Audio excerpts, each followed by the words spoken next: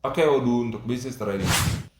Pada dasarnya, bisnis adalah bagaimana cara menjual dan mendapatkan keuntungan. Semakin berkembangnya zaman, kegiatan bisnis yang awalnya hanya dilakukan antar perorangan berubah menjadi kelompok. Dari kelompok berkembang lagi menjadi kelompok terorganisir, sehingga kita dapat melihat banyak fungsi dari masing-masing kelompok pada satu entitas usaha. Jika pada zaman dahulu masih menggunakan pencatatan secara manual, di era saat ini pencatatan sudah menggunakan komputer. Tapi itu saja belum cukup. Bagaimana jika pemilik bisnis ingin melihat hasil dari aktivitas usahanya? Apakah ia akan mereka semua adegan yang terjadi dalam bisnisnya? Tentu akan banyak tenaga dan waktu terbuang untuk hal itu. Pada era saat ini, aplikasi sistem sudah begitu banyak digunakan, mulai dari perusahaan besar tentunya, hingga sudah merambah ke usaha mikro dan kecil. Salah satu pilihan yang terbaik adalah Odoo. Berikut fitur defaultnya yang dapat mengakomodir kebutuhan Anda. Pertama, purchase. Dokumen pembelian dicatat pada modul purchase. Ada dua jenis dokumen pembelian, yaitu request for quotations atau RFQ dan purchase order atau PO. Request for quotation menandakan bahwa dokumen Anda masih berupa penawaran kepada vendor. Sedangkan purchase order menandakan bahwa dokumen Anda sudah dikonfirmasi pembeliannya. 2. Sales. Pencatatan penjualan dilakukan pada modul sales.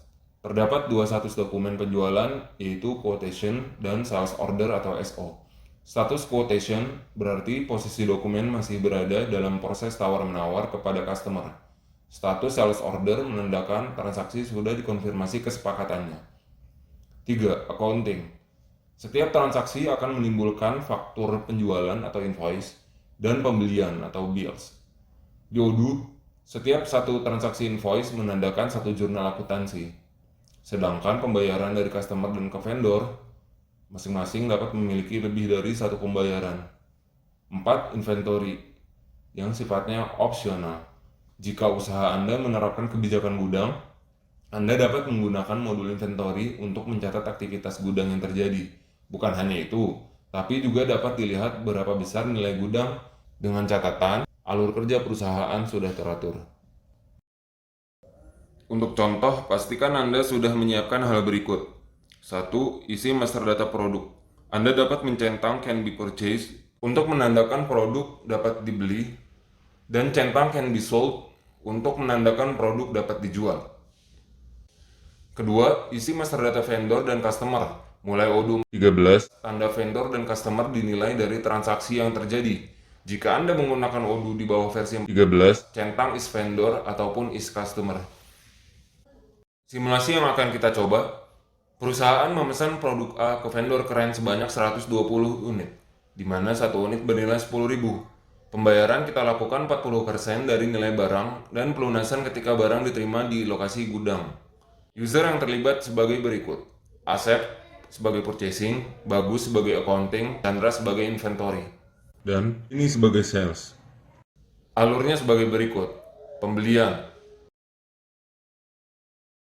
1. User purchasing membuat satu dokumen RFQ.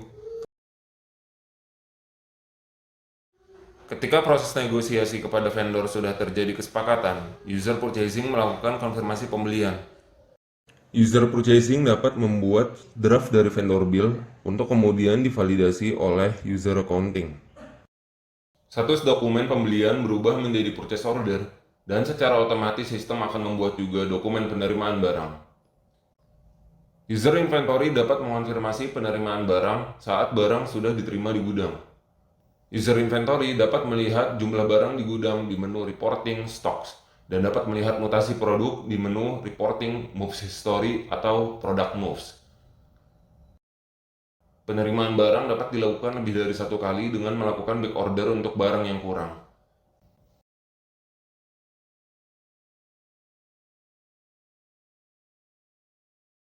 User accounting dapat membuat vendor bill untuk melakukan pencatatan utang usaha.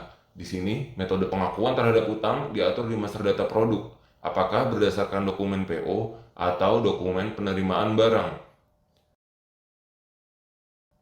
Pembayaran vendor bill dapat langsung dibayarkan secara total ataupun dilakukan beberapa kali.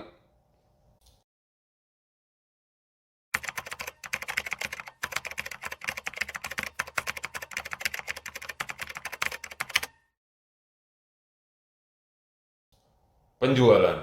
User sales membuat satu dokumen quotation. Ketika proses negosiasi kepada customer sudah terjadi kesepakatan, user sales melakukan konfirmasi penjualan. Status dokumen pembelian berubah menjadi sales order, dan secara otomatis sistem akan membuat juga dokumen pengiriman barang. User sales dapat membuat draft dari customer invoice untuk kemudian divalidasi oleh user accounting.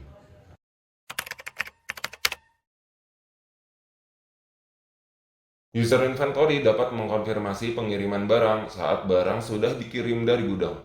Pengiriman barang dapat dilakukan lebih dari sekali dengan melakukan back order untuk barang yang akan dikirim susulan. User accounting dapat melakukan pembuatan invoice untuk melakukan pencatatan utang usaha. Di sini metode pengakuan terhadap utang dari SO diatur di master data produk. Apakah berdasarkan dokumen SO atau dokumen pengiriman barang? Penerimaan pembayaran dari customer dapat langsung diterima secara total ataupun diterima dalam beberapa kali.